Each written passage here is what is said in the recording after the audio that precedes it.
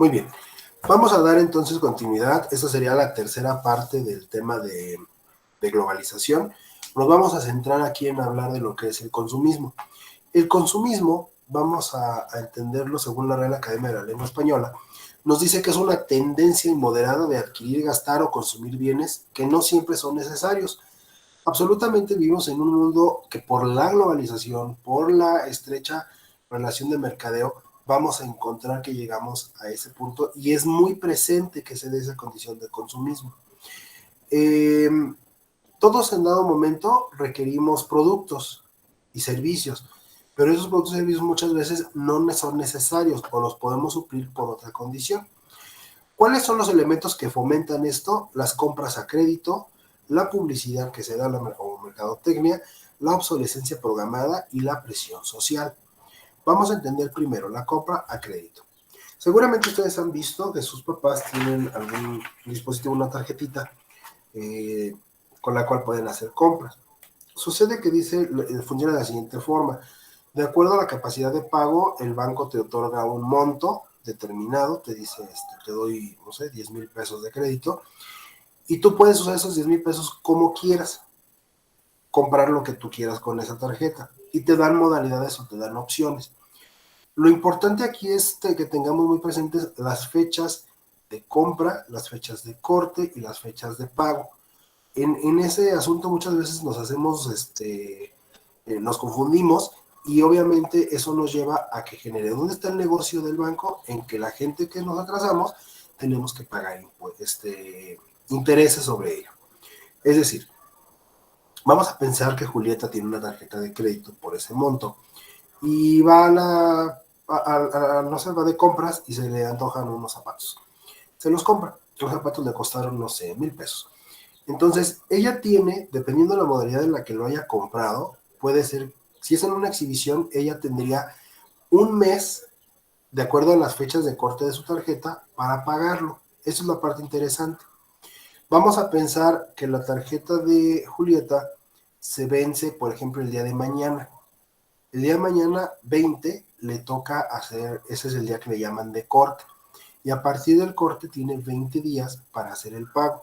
Entonces, si ella se la compra hoy, ¿cuándo va a tener que pagar? 20 días después, porque es donde se hace el corte. Hasta ahí, hasta el día de mañana, todo lo que compra hasta el día de mañana va a entrar para que lo pague en ese periodo. Si ella eligió pagarlo en una sola exhibición, quiere decir que en esos 20 días va a tener una fecha límite, que sería más o menos, vamos a pensarlo como el día 9 del mes siguiente, aprox. Entonces, cuando esto ocurre, ella tendrá que pagar el monto total de ese concepto y de ese modo ya no tiene que pagar intereses. Pero vamos a pensar que Julieta se le pasó y no lo pagó y se esperó, digamos, viene el otro corte, ahora le van a agregar los 1,000 pesos que cuestan los zapatos, más una comisión de interés por el atraso, más los servicios que el banco te establece, que son las llamadas telefónicas que te buscan, además, y todo eso te acomoda, no sé, 500 pesos más o menos de comisiones, según el banco. Entonces, obviamente, ¿qué va a pasar? Que por esos zapatos que originalmente Julieta tendría que haber pagado solamente 1,000 pesos, va a terminar pagando, no sé, tal vez 1,500, 2,000 pesos y entrarían en ese supuesto. Otra modalidad que se da con las tarjetas de crédito es los pagos a través de los famosos meses sin intereses, promociones que a veces los establecimientos que te venden ponen o los mismos bancos y te dicen, pues tú puedes comprar algo a 6 meses sin interés, por ejemplo. ¿Qué quiere decir? Que esos 1,000 pesos que cuestan los zapatos lo van a dividir entre los 6 meses y cada vez que llegue tu estado de cuenta, tu corte, vas a tener que pagar esa parte correspondiente. ¿De acuerdo? Obviamente, si te atrasas, vas a tener que pagar los intereses sobre ese monto y obviamente todos los demás conceptos que se dan. Entonces, las compras de crédito son muy funcionales, son muy útiles, siempre que sepamos manejar las tarjetas y que lo empleemos adecuadamente. Muchas veces se dice que para que una tarjeta de crédito sea funcional, tiene que ser el equivalente a una tercera o cuarta parte de lo que son tus ingresos totales. Entonces, ¿por qué? Porque eso sí lo puedes cubrir fácilmente. Pero hay personas que pueden tener una tarjeta de crédito que es mucho mayor a su a lo que genera. Vamos a pensar que mensualmente generen, no sé, 10,000 pesos y la tarjeta que les dan es por 50. Obviamente se van a mantener o nos vamos a mantener en un estatus constante de deuda y nunca puedes acabar de pagar, es muy complicado. Entonces, ese sería uno de los puntos que hay que tomar en cuenta al respecto. ¿De acuerdo? Con esto, ¿dudas con las tarjetas? No. ¿No? Ok. Bueno, ahora entonces, ese es uno de los factores que determina. Entonces, se han dado cuenta que hay periodos, por ejemplo, que se establecen donde se tratan de incentivar las ventas. El famoso Buen Fin es el claro ejemplo. ¿Qué nos dicen en el Buen Fin? Todo a mitad de precio, todo con rebaja y demás.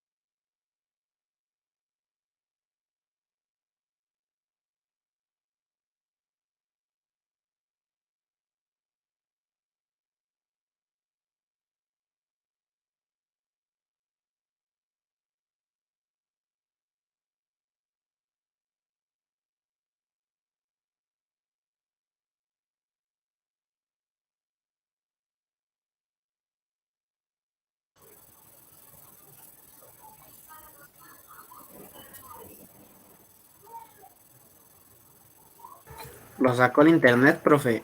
Sí, perdón, chicos, me sacó el sistema. ¿Hasta dónde me alcanzaron a escuchar? Creo que ya he dicho hasta, por ejemplo, ya íbamos acabando eso.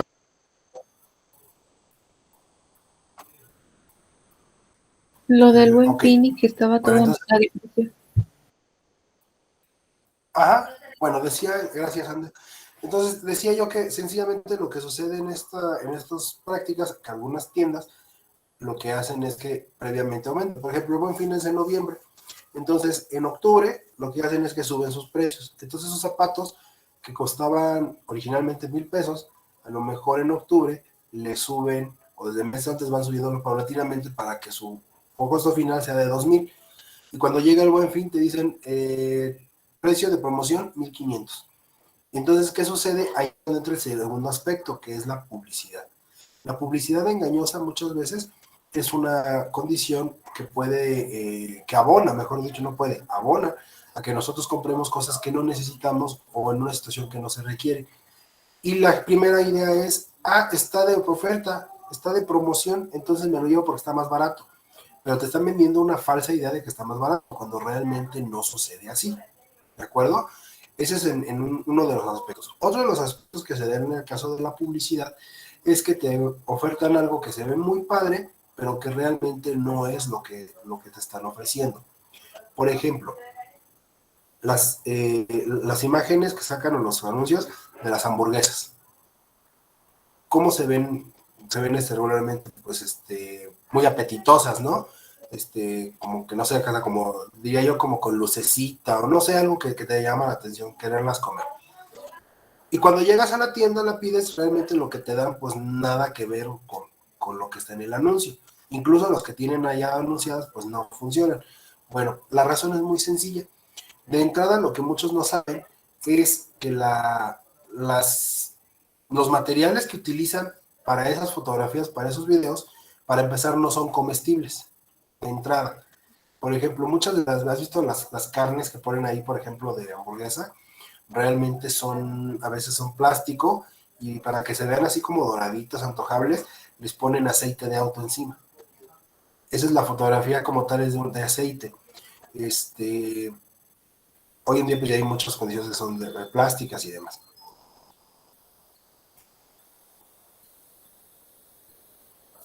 Grecia, te veo muy entretenida. ¿Qué estás haciendo? Bueno, muy risueña, diría yo. Alma Grecia. Bueno, entonces la publicidad en este caso pues se convierte en algo lo que llamamos una publicidad engañosa, ¿de acuerdo? En algunos lugares, por ejemplo en Estados Unidos, sí es factible que alguien pueda demandar a una empresa por una publicidad engañosa. Por lo tanto son distintas, pero en los demás países donde no hay una regulación como es el nuestro, pues es muy factible de que se dé. ¿Qué otra cosa podemos entender? Por ejemplo, dicen en materia de la mercadotecnia, y esto lo sé porque tengo una novia que es mercadóloga, entonces me ha enseñado mucho al respecto. Por ejemplo, algo que tenemos que ubicar, ¿qué te vende Coca-Cola? Coca-Cola es una de las empresas más consolidadas a nivel global, si no es que la más consolidada, y creo que no hay un punto sobre la tierra donde no se venda Coca-Cola. Todos los lugares es conocido, todos la consumen. ¿Pero por qué? ¿Alguien se imagina la razón?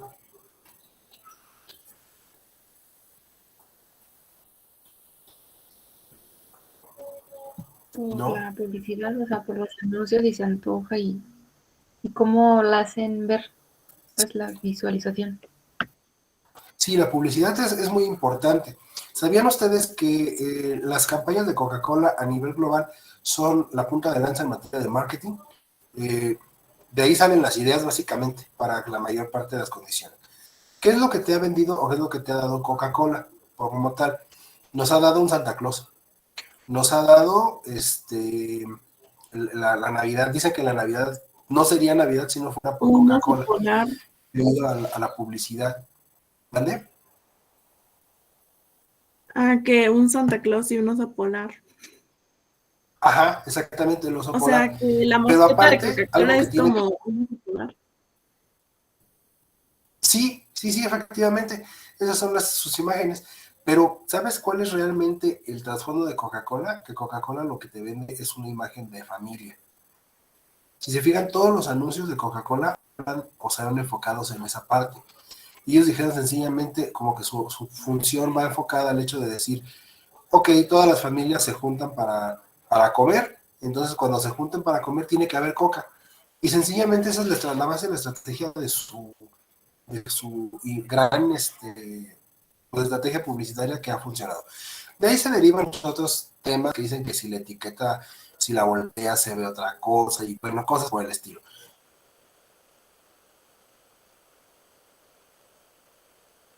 Pero sencillamente es una condición de marketing que nos obliga al consumismo.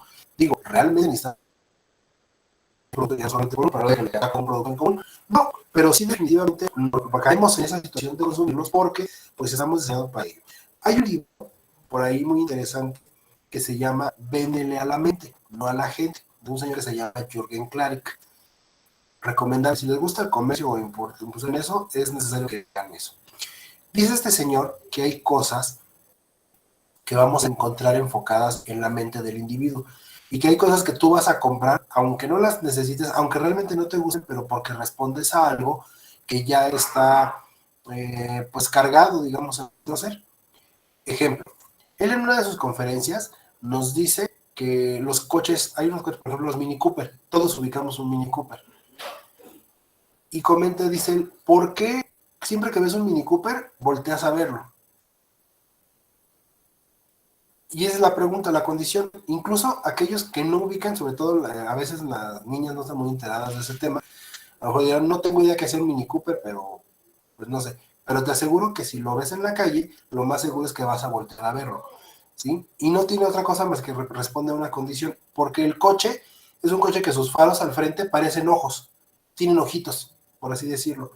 Si tú ves el Mini Cooper de frente vas a ver que tiene como unos ojitos. Busca por ahí en Google, ponle Mini Cooper y vas a ver Puede que ser por lo llamativo que es el coche, ¿no, profe? ¿Mande? Puede ser por lo llamativo que es el coche, o sea, como que no tiene, o sea, tiene una forma diferente a lo que son los demás coches y como dice lo de las luces se ven raros. Sí, de hecho, en ese sentido, pues por eso, porque los ojos te hacen voltear a ver. De hecho, te la voy a poner así de sencilla. Cuando ves una niña que te gusta, ¿qué haces? Lo primero que vas a buscar es un contacto de ojo a ojo. ¿Por qué? Porque nuestro código que le llaman reptil, o nuestro código más, nuestros impulsos más primitivos, vamos a decirlo, el contacto visual es necesario para poder iniciar en este caso una conquista, por así decirlo. ¿De acuerdo? Entonces, haz de cuenta que eso mismo lo están trasladando de la parte del ser humano a la parte mercadotécnica y lo explotan. Y por esa razón es que hay gente que va a comprar, va a establecer mucha publicidad y hay empresas que a través de la publicidad que genera, pues te venden lo que realmente no ocupas. Sabritas, por ejemplo, una bolsa de papas realmente para el costo que tiene es muy ridículo por la cantidad de papas que trae, porque realmente, pues dicen por ahí que te vende aire. Y es cierto, cada empresa va a tener una condición donde te vende algo distinto. Vamos a poner una información que vean al respecto, se las voy a pasar. ¿De acuerdo? Bien. Un momento, por favor.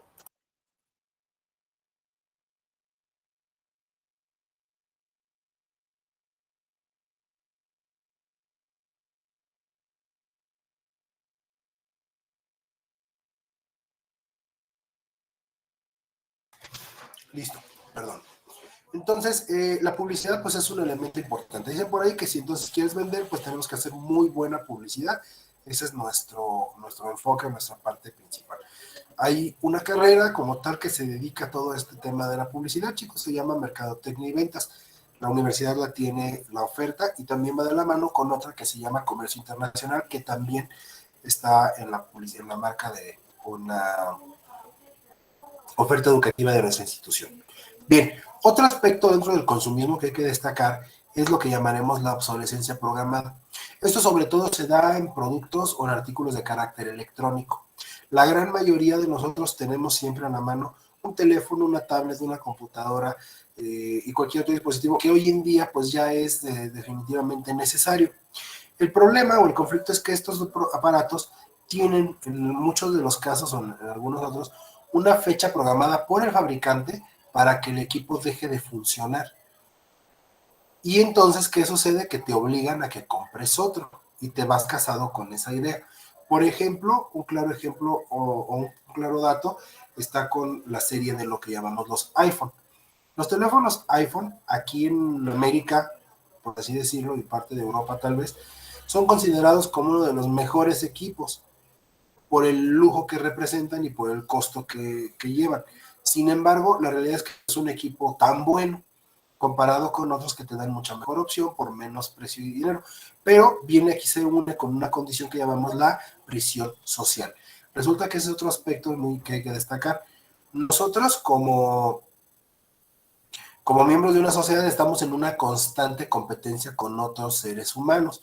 Y por lo tanto, si te topas con un ser humano, algunos o mucha gente sucede que tiene el nuevo teléfono que acaba de salir, que cuesta no sé cuánto, pues tú también lo quieres para estar por encima de. Eso en una lucha, una competición constante. Eso viene aparejado en esa condición.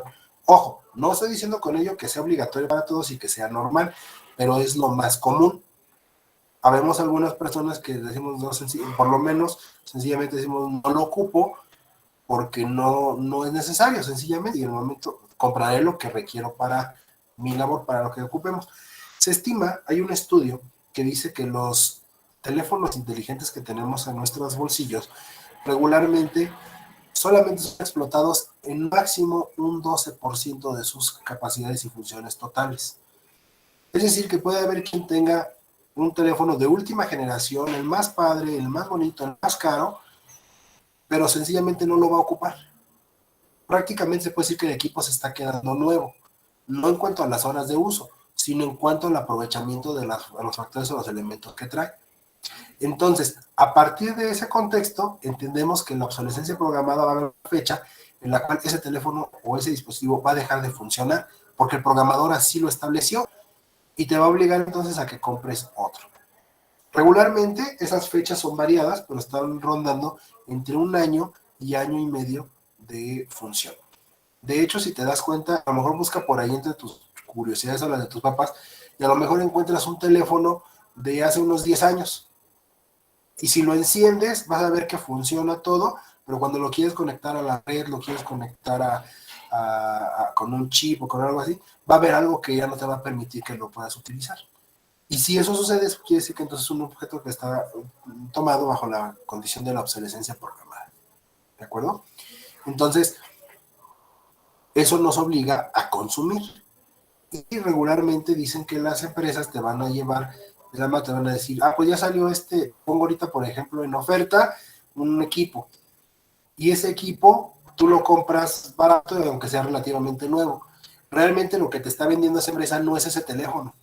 Lo que está haciendo esa empresa está invirtiendo en publicidad para que tú te compres el que le sigue. Entonces, si ahorita salió el 5 y tú lo encontraste barato, dicen, es que salió barato porque está en la introducción. En realidad es porque la empresa ya está pensando en que te va a vender el 6, el 7 y tal vez el 8. Entonces, ¿qué hace? Por ejemplo, tú compras el teléfono, te familiarizas con esa interfaz y como ya no quieres después pelearte con otro, encontrarle funciones nuevas y demás, sencillamente dices, bueno, pues ya se terminó la función de ya salió el 5, ya salió el 6, pues vamos a comprar el 6. Y hay gente que se queda casada con esa línea de marca de teléfonos o modelo donde ha sucedido. Ejemplo claro, el iPhone, el Galaxy, el BlackBerry y toda esa gama de equipos que se han ido manifestando bajo esa condición. ¿De acuerdo? Y bueno, finalmente, como último punto, tenemos lo que es la presión social. Pregunta así rápida. ¿Alguien de ustedes considera o piensa que ha estado sujeto a la presión social para el consumo de un producto? ¿Que ha estado sujeto a ese concepto? Supongo que la mayoría de personas hemos pasado por esa situación como, pues, más que nada como por aceptación de la sociedad o algo así. Uh-huh. La pregunta aquí importante, Regina, gracias, es, ok, ¿pero me doy cuenta de ello o realmente no? Y hasta que sucede es cuando caes en cuenta, ¿no? Muchas de las veces esa presión social se aplica, es dada, pero el individuo no se da cuenta de ello. Y entonces para lograr obtener esa aceptación, cae en cuenta hasta que ya está metido en el problema. ¿Alguien tiene alguna historia o algo que pueda ejemplificar ese hecho?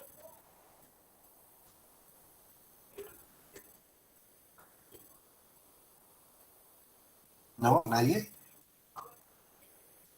Ok. Bueno, entonces quedaría más bien como la reflexión para que ustedes piensen cuando dicen, bueno, quiero comprar X, voy a comprar Z, o pidan a papá, mamá, cómprame esto, cómprame el otro. Piensen primero si realmente se ocupa, si realmente lo ocupan y la razón por la que lo ocupan. ¿De acuerdo? Yo recuerdo cuando estaba en la escuela, yo tengo una historia. Cuando estaba en la prepa, yo fui a la prepa, la TAI. Entonces, cuando estábamos ahí, pues éramos pocos realmente los chicos o los compañeros que portábamos celulares, porque en aquella época pues iban empezando. Entonces, resulta que algún compañero traía, la mayoría de los que teníamos celular todavía usábamos una cosa que eran los tabiques de este vuelo, los famosos Nokia, era una cosa indestructible, literal le pasaba una aplanadora encima y se rompía la aplanadora, no estoy exagerando, pero sí era lo común, la mayoría teníamos equipos, que teníamos celular de ese estilo, ¿de acuerdo? Entonces, cuando empiezan a salir algunos nuevos, por ejemplo, yo me acuerdo de uno que traía unas lucecitas alrededor, y cuando llamaban o algo, prendían las luces al tono del ritmo de la música que traías. Después empezó a salir el famoso Sony Ericsson, que podías pasar, para pasar una canción o una foto de un teléfono a otro, tenías que juntar los dos a través de una tecnología que se llama infrarrojo. Obviamente hoy en día eso ya es obsoleto totalmente, pero en aquella época se daba mucho. Entonces, ese teléfono que les digo de las lucecitas alrededor, no me acuerdo qué marca era, creo que era Nokia también, empezó a ser como el modelo pues preferido por la mayoría, Y la gran mayoría de la comunidad de la escuela pues tenían un equipo de esos. Entonces en una ocasión fue un lío porque alguien llegó para un examen semestral y recogieron todos los teléfonos, los pusieron en una caja, por lo menos en un salón. ¿Cuál fue el conflicto? Que los teléfonos eran difíciles, eran iguales todos, o la mayoría. Entonces tuvieron que estar ahí viendo, llamándose o viéndolo de uno por uno para poder determinar cuál era. La cuestión es que realmente los otros equipos eran muy funcionales, eran mejores, porque a pesar de que era un tabicote, pues tenían muy buena señal, muy buena calidad de audio, pues aguantaban prácticamente todo, pero entonces las empresas lo que hacen es que cuando ven esos equipos, los empiezan a hacer, que son muy buenos, los empiezan a hacer con más problema, o los empiezan a hacer más débiles. ¿Para qué? Para que esto les obligues a que compres más. La industria automotriz, por ejemplo, también tiene ese dato. Ustedes han visto que hay autos que durante mucho tiempo han estado en el mercado y que han funcionado, por ejemplo, los famosos Surus, porque son vehículos que son muy buenos en cuanto a rendimiento, muy buenos en cuanto a otros conceptos, pero cuando la empresa empieza a realizar que esos autos se están saturado el mercado, ya no se están vendiendo y los otros modelos tampoco, lo que hacen es que lo descontinúan, lo sacan de producción y meten otro. Lo mismo pasó con el Volkswagen en su momento. El Bocho era tan bueno que tuvieron que sencillamente quitarlo de la línea de producción y hoy ya lo quieren regresar para venderlo a los que tienen ese punto de, ¿cómo llamarle? De nostalgia, pero pues realmente hemos visto que el nuevo Bocho, en lo particular, a mi particular punto de vista, está muy feo y como que no funciona pues ya en ese tema. El Bocho era el Bocho y ya, sencillamente. Entonces lo vamos a ver replicado en esos dos conceptos. Muy bien. De acuerdo. ¿Dudas o preguntas en cuanto a lo que es consumismo?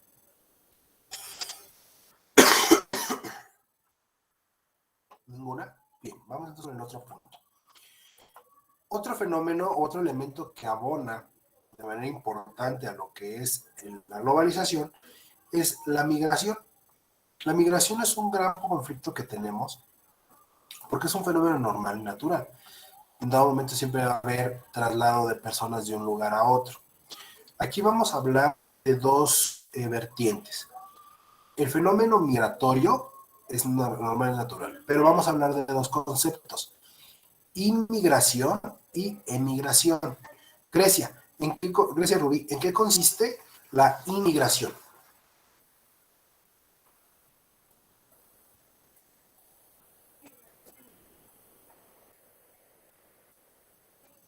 Pues ¿No? inmigración, pues está porque inmigración. A ver, no. No, ni idea. Ok. ¿Alguien más? ¿Alguien tiene una idea de lo que sería la inmigración?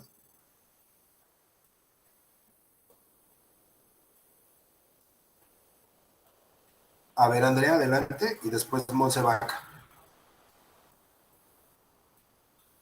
Es cuando ocurre internamente en un país, ¿no? Por decir, en México yo migro de Ciudad Hidalgo a Morelia y la migración es de como de un país a otro, creo. No estoy segura. ¿Qué no es al revés? Migraciones a otros lados fuera de tu localidad, o sea, después de tu país, y migraciones dentro de tu país. Ok, ese es un aspecto. Vamos a otro. Adelante, Grecia, te escucho.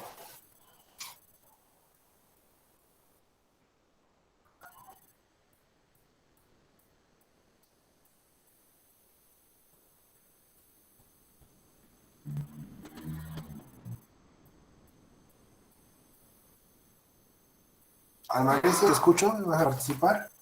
Monse Vaca, también le vas a participar. Ok, Grecia, escríbelo, gracias. Monse, adelante. Está bien, Alma. Según yo, migrar es como salir y inmigrar es como entrar, ¿no?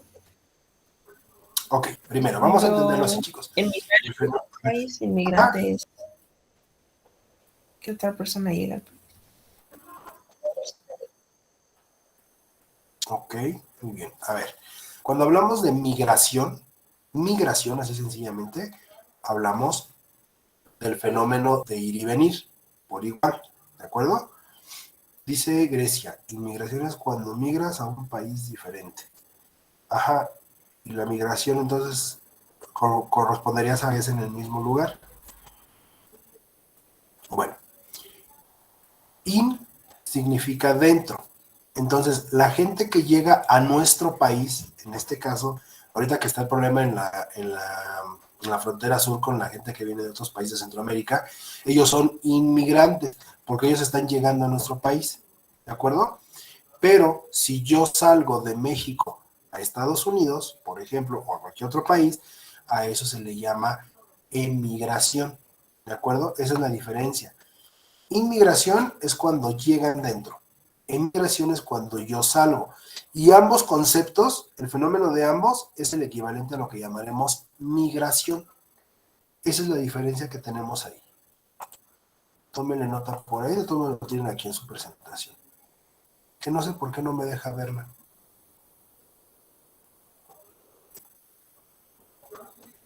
A ver, déjenme cerrarla y la voy a volver a abrir.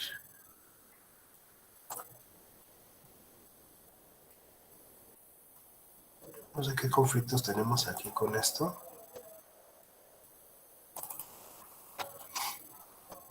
Ok, entonces esa sería la diferencia que hay. Ahora, ¿cuál es el conflicto de la migración? La migración, bueno, sencillamente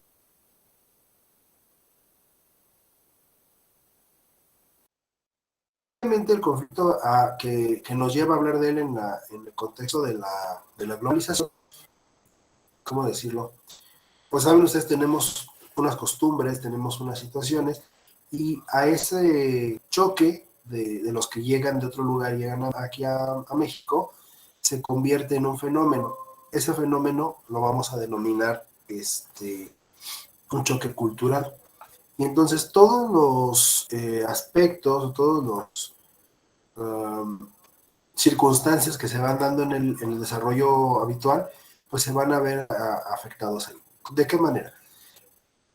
Por ejemplo, en el norte, ahorita lo que está ocurriendo en el norte de nuestro país es que la mayor parte de la gente que viene inmigrando de Centroamérica y otros puntos están llegando y se establece, como no pueden pasar a Estados Unidos, que es su destino final o su meta, se están quedando en la frontera norte de nuestro país.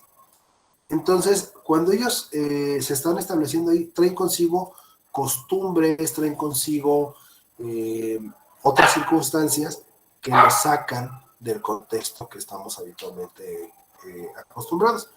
Por ejemplo, viene gente que viene de Haití. Haití es un país que la mayor parte de su gente, o de sus habitantes, pues tienen costumbres distintas, pertenecen a una religión que se llama la santería. Dentro de algunas disciplinas, como el palo mayombe. Y estas personas, para ejercer su religión, pues tienen altares, y en esos altares hacen sacrificios de animales, riegan sangre, cosas que para nosotros son muy extrañas, y que para nosotros podemos decir que eso no está bien. Pero bueno, es la realidad de nosotros frente a la de ellos. Para ellos es lo normal y ellos simplemente están ejerciendo su derecho a la religión. Entonces, perdón, esas personas en esa situación caen al conflicto donde obviamente van a ser pues mal vistas por el resto de la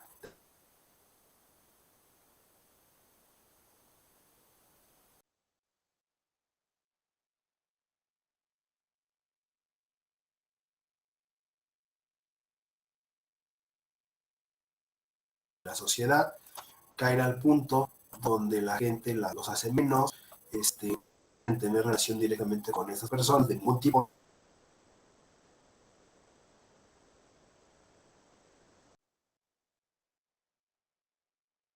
Personas les dicen, bueno, ahí les establece un campamento, quédate y no hay mayor problema. El tema es que esas personas en un lapso de unos 2 años han crecido tanto que ahora ya no es un campamento, sino ahora es una comunidad. Y es una comunidad que obviamente se rige bajo sus costumbres, bajo su religión, bajo su lengua, bajo sus condiciones, pero en el territorio mexicano. Lo cual no significa que los estemos tratando de expulsar, correr o algo del estilo. No, sencillamente significa que tenemos esa necesidad de cubrir, digamos, o de tratar de entender o abordar esos conceptos. Y que se nos complica mucho porque no tenemos una idea generalizada, ni tampoco tenemos un contexto suficiente para entender esas circunstancias. ¿De acuerdo? Entonces no sé si hasta este punto vamos bien. ¿Queda claro?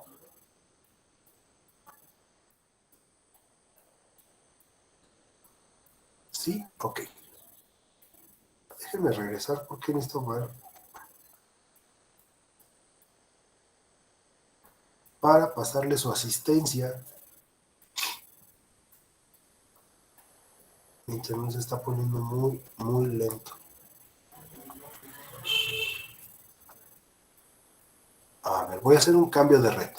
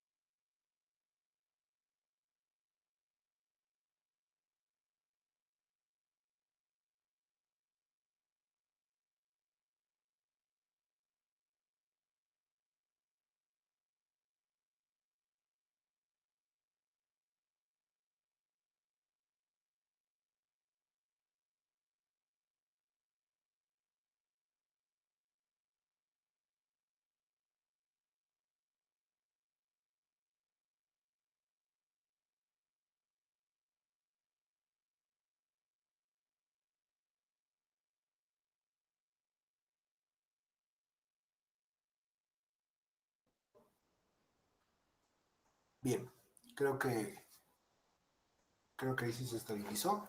Muy bien, continuamos entonces. Ahora, dentro de lo que es el fenómeno migratorio, la pregunta que nos podemos hacer es, ¿y por qué la gente migra? ¿Por qué se dan estos cambios? Bueno, se dan precisamente por 4 causas principales. La primera de ellos es por condiciones económicas, porque obviamente hay mejores oportunidades en otro país, en un país distinto, y a raíz de ello es que cambian. Sí, Andrea, dime. Profe, me pidió Camila que le avisara que se le fue el internet. No te escuché bien. Que me pidió Camila que le avisara que se le fue el internet. Ah, ok, gracias. Sí, esperemos que se reconecte. Muy amable. Bien, decía entonces, la primera, una de las más populares aquí es la parte económica, donde pues la gente busca un mejor empleo para tener mejores ingresos y dar una vida más de mejor calidad a su familia y a sí mismos. Otro punto es la parte de la vida social, donde entra mucho la calidad de vida precisamente y que a lo mejor pues tiene familiares en el extranjero y pues quieren estar cerca de ellos. Entonces también es una forma de la cual se puede decir que se justifica este fenómeno migratorio. Una tercera causa es por causa política, que es quizás de las más lamentables. Resulta que desafortunadamente, y nuestro país actualmente es uno de los casos, se da mucha persecución política, hay violencia, hay guerras, y esto obliga a que la gente pues busque un lugar donde pueda estar tranquilo sencillamente. Parte de nuestro estado se ha dado ese fenómeno donde hay mucha gente que está yéndose al extranjero o cualquier otro lugar, en algunos países, especialmente Estados Unidos, porque es el primero que tenemos a la mano. Pero sí es común, es muy constante que se lleguen a dar estas situaciones. Ahí es donde entran lo que llamamos el asilo político, que esto es recordar el semestre anterior, ya para terminar materia, por ahí lo comentamos, hablábamos al respecto. Entonces es muy importante que lo tengamos en cuenta y que es un fenómeno que el Estado tiene que poner atención, porque si la gente se va a buscar mejores condiciones, creo que está bien. Si la gente va a cambiar de radicación por estar cerca de su familia, creo que también está bien. Pero ya la persona se tiene que retirar del país, de su país como tal, porque la delincuencia está o por esas condiciones que lo persigue el mismo Estado, pues ahí sí la cosa se pone muy compleja, muy complicada. Porque entonces estamos hablando de que pues, es un Estado que no tiene absolutamente nada que ofrecer. ¿De acuerdo? Y finalmente tendríamos las causas ambientales, que también pueden ser a causa de los desastres naturales, el cambio climático, como pueden ser las sequías, las inundaciones, ciclones, entre otros. A lo mejor hay gente que le gusta mucho el calor, pues ahí pega mucho huracán, entonces sencillamente se mudan a otro lugar donde no encuentren ese conflicto o esa condición tan constantemente. ¿De acuerdo? Y de la mano con este tema de lo que es la migración, también se dan otros conceptos como es la fuga de cerebros, que comentábamos con la pregunta que tomó el compañero. ¿Qué es la fuga de cerebros? Pues básicamente los talentos que se van porque buscan mejor formación académica, mejor formación profesional o sencillamente otras oportunidades. Principales causas que dan origen a la fuga de cerebros son, aquí en nuestro país, la falta de oportunidades, motivaciones económicas, motivaciones profesionales, sectores sin inversión, crisis económicas y la crisis política. Aquí les agrego esta liga como en otras diapositivas para que por favor la consulten si así lo desean. Y finalmente, los medios masivos de comunicación, que pues básicamente son aquellos que nos van a controlar parte de la información que llevamos, y este también es un efecto de la globalización, en el cual debemos de tener mucha atención y poner en cuestión todo lo que vemos. Anteriormente, cuando tus papás eran más chicos, seguramente tus abuelos, la forma de que se comunicaba a la gente, se enteraba de lo que pasaba en el mundo, pues era a través del periódico, a través de la radio. Pero eso sucedía que la gente escuchaba, leía y formaba sus propios juicios. Hoy en día esto no ocurre. Hoy en día sucede que tenemos disponible en el Internet, en varias condiciones, material que no necesariamente es el correcto, no necesariamente es el adecuado para nuestra información, y tienes que decidir cuál es el material que vas a usar para informarte. Tú mismo tienes que generarlo y tienes que digerirlo. Alma, deja de estar comiendo, todavía no, es hora del receso, ya casi. Denme 3 minutitos. Bien, entonces con esto cerraríamos el tema de globalización. Este sería el último punto de globalización que vamos a tocar, ¿de acuerdo? Voy a dejar de compartir, dejo de grabar y ya nada más me quedo con la asistencia, por favor.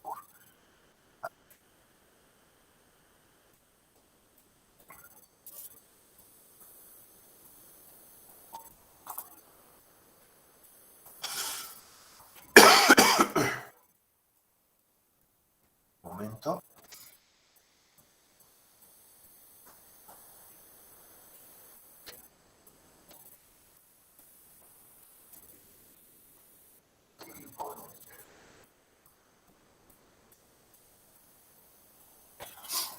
Está muy tardando mucho el internet hoy, está muy trabado.